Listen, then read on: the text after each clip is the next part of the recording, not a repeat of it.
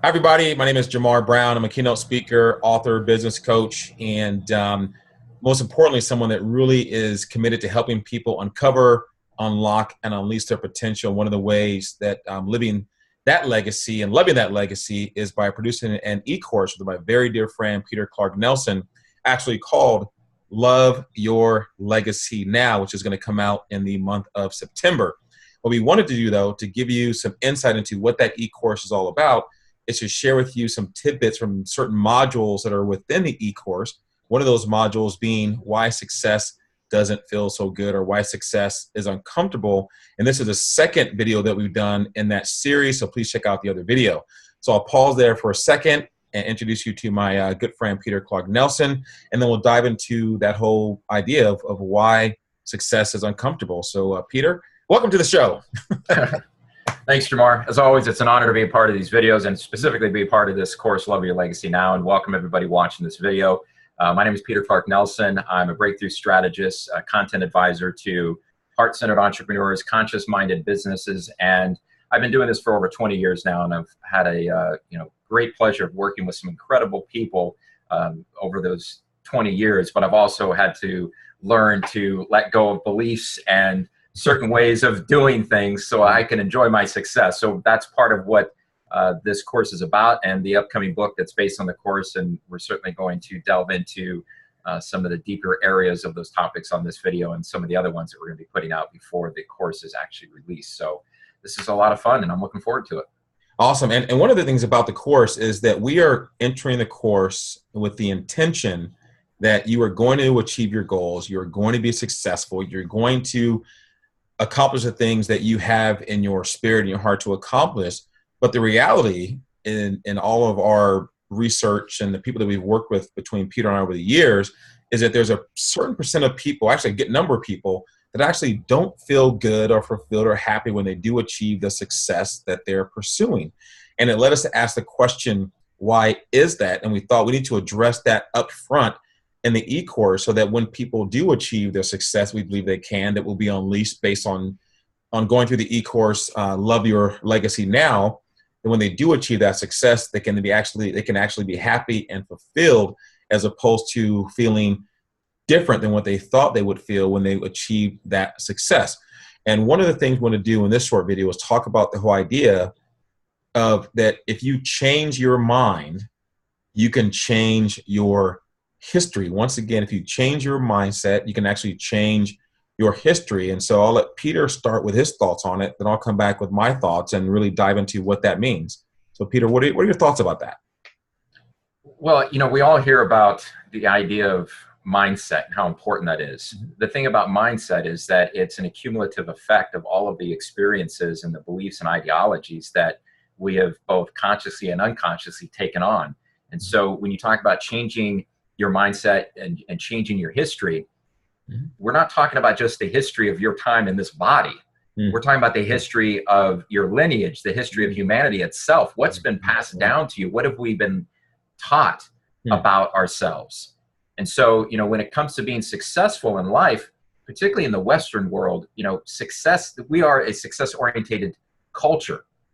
And ironically, very few people enjoy success. And when people around other people become successful, there's all sorts of envy. There's all sorts of, we're going to talk about tribal shaming in another video, but then that kicks in.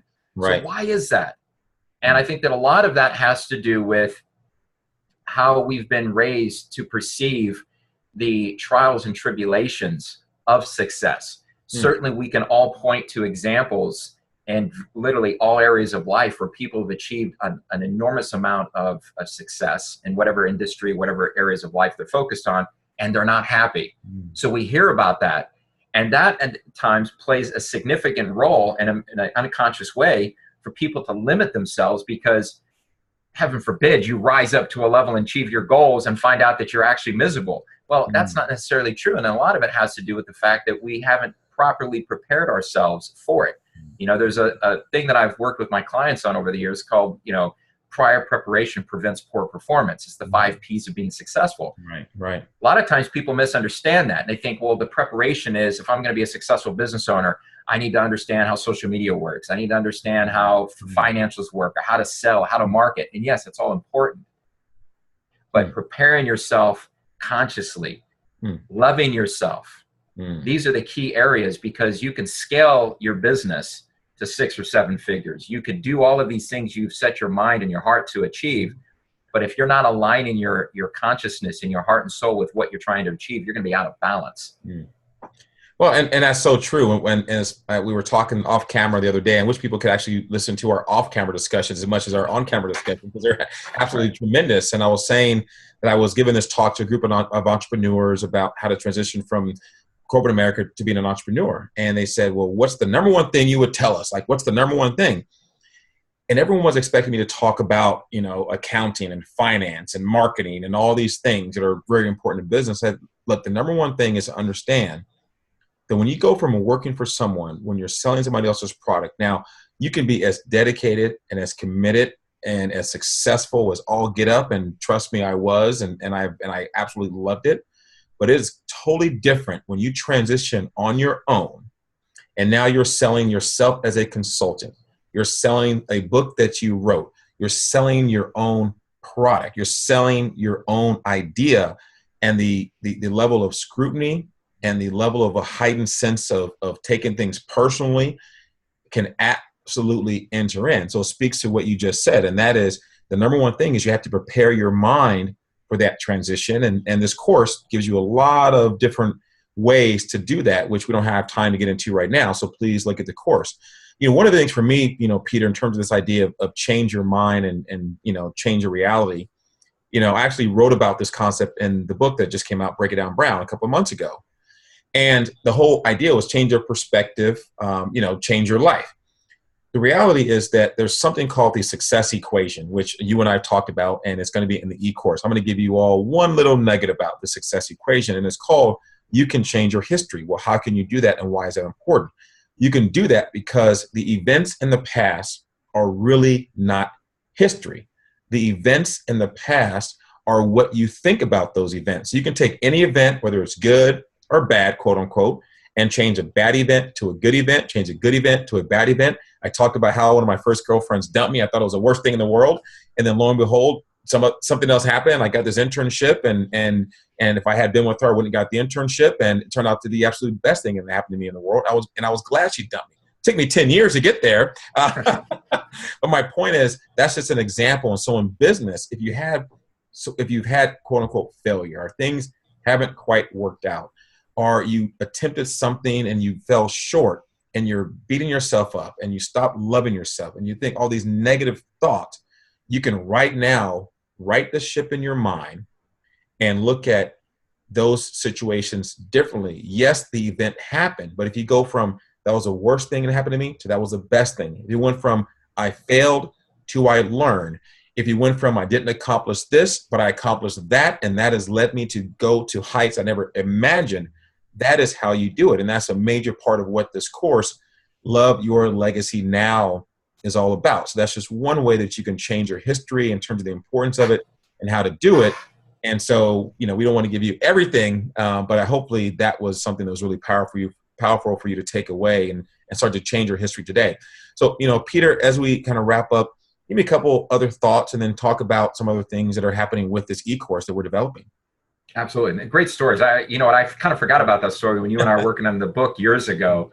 And I remember when you were sharing that with me. So it's a great example for people that, oftentimes we set these ideas and these expectations for what success is going to look like, what our big dream is. I want to have this kind of a career. I want to have this kind of person as a in a relationship, and I want to have this kind of car. I mean, we have all these different things, and there's nothing wrong with having a wonderful looking car, a wonderful house, a beautiful spouse, family, all that.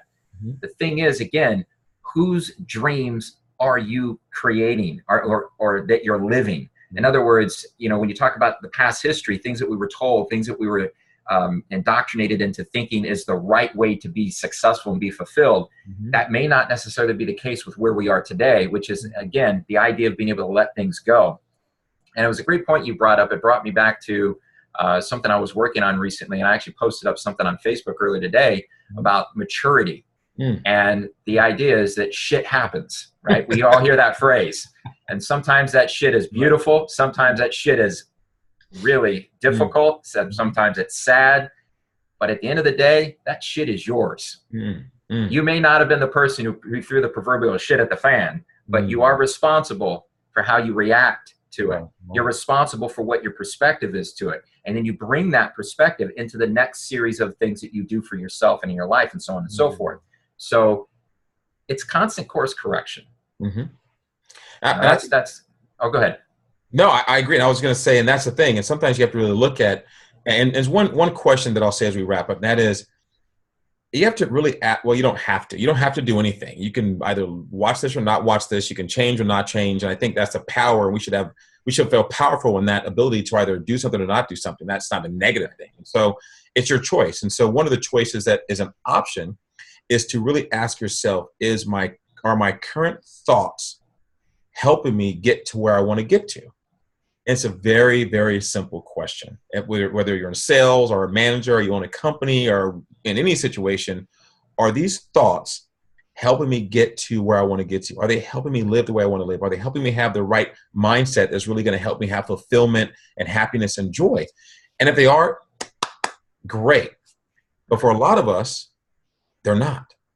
And what Peter and I are offering are just a couple of changes in perspective to help you shift that mindset to take you back on the path to where you really want to get to loving your legacy. And that's really what this e-course is all about, essentially. Does that pretty much sum it up, Peter?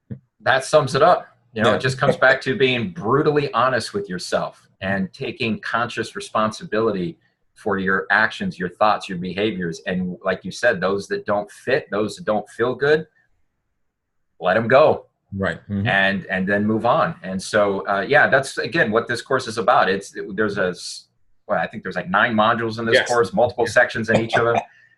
This isn't about how do you invest your money. This isn't about how you do the next webinar or how you present, at a seminar. This is about how to let go and reshape who and what you are in order to fit within the construct of what it is that you're looking to achieve and be able to align your heart and soul with that. That is why this course is not called Live Your Legacy Now. It is Love Your Legacy Now. And the biggest part of that is to do what you love and love what you do. And that is born from an inner self-love.